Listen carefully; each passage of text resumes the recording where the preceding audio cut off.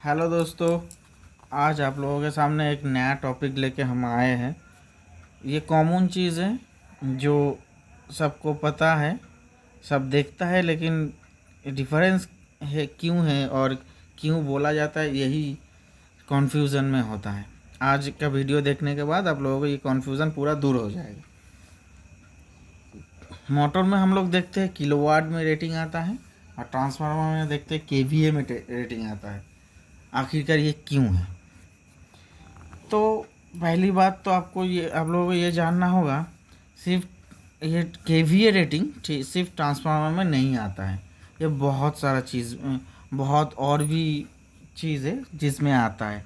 जैसे इन्वर्टर में आता है, कुछ इन्वर्टर में नहीं आता है, ऑल्टरनेटर में आता है, डीजी सेट या डीजल जनरेटर जिधर होता है उसमें आता है।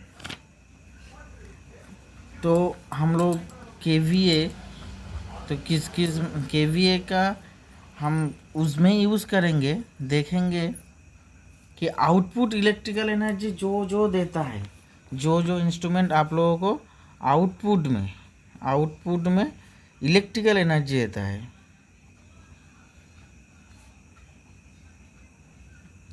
जो इंस्ट्रूमेंट आप लोगों को आउटपुट में इलेक्ट्रिकल एनर्जी देता है उसमें ही केवीए यूज़ किया जाता है। और किलोवाट किधर यूज़ किया जाता है? किलोवाट यूज़ किया जाता है जिधर इनपुट इलेक्ट्रिकल रहता है। इनपुट क्या होता है? इलेक्ट्रिकल रहता है, लेकिन आउटपुट कोई दूसरा फॉर्म में होता है। मानिए जैसे मोटर हुआ, मोटर में क्या है, मोटर में हम लोग जो सप्लाई देते हैं वो इलेक्ट्रिकल सप्लाई होता है, लेकिन ये क्या मैकेनिकल सप्लाई में आप लोगों को देता है।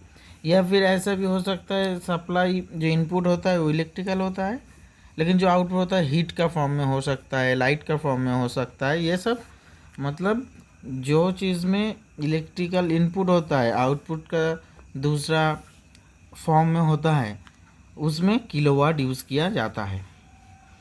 तो अब हम लोग अगर देखेंगे, ये ट्रांसफार्मर है, इसका केवीए में रेटिंग होता है। और ये एक मोटर है, मान लीजिए एक मोटर है, इसका किलोवाट में रेटिंग होता है। तो ये कैसे हो सकता है? देखिए, केवीए जो है ट्रांसफार्मर में, अगर इसको किलोवाट में हम लोग बोल दें, मानिए कोई एक हमसे ट्रांसफार्मर ले रहा है, हम उसको बोल दिए कि किलोवाट में, मानिए किलोवाट में अगर होगा वो केवीए में है, अगर किलोवाट में वो देगा, तो देखिए हम बोले 1000 किलोवाट बोलेंगे। सोचिए 1000 किलोवाट बोलेंगे। अब वो 1000 किलोवाट का मोटर नहीं चला के उसके साथ 1000 किलोवाट का हीटर दे दिया, तो फिर क्या होगा?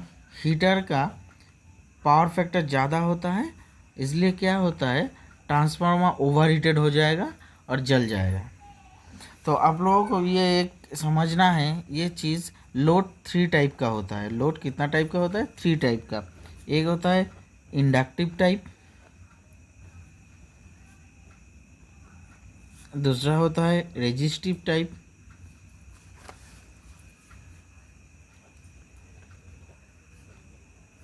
और तीसरा होता है कैपेसिटिव टाइप।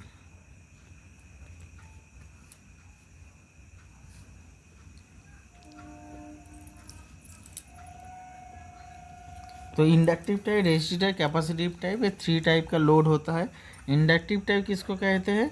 जिधर मैग्नेटिक का यूज़ होता है, उधर इंडक्टिव टाइप किया बोला जाता है।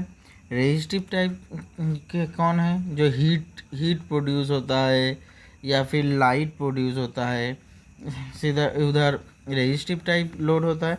कैपेसिटिव टाइप लोड हम लोगों को पावर फैक्टर इम्प्रूवमेंट के लिए यूज़ किया जाता है।